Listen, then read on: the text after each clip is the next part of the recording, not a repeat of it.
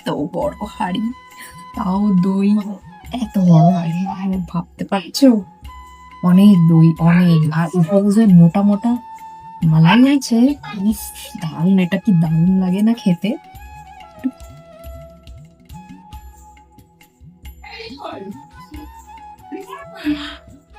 আমি এমনি কিন্তু মালাই খেতে একদমই পছন্দ করি না, একদমই না। বাট এই এই দইয়ের যে মালাইটা, এটা খেতে যে কি ভালো লাগে, মানে আমি বলে বোঝাতে পারবো না। যারা এটা খেয়েছে, আর আমাদের এটা এখানে খুব ফেমাস এই দইটাই। মালসায়, এত বড় মালসায় এখানে মানে দইটা পাতে। ভীষণ সুন্দর খেতে। দইটার না অনেক বেশি কোয়ান্টিটি, আমাদের খেতে খেতে 3-4 দিন লেগে যাবে, এতটাই কোয়ান্টিটি। বাট ফ্রিজে রাখবো না, এমন ঠান্ডা বাইরে, ফ্রিজে রাখলে আর খাওয়াই যাবে না।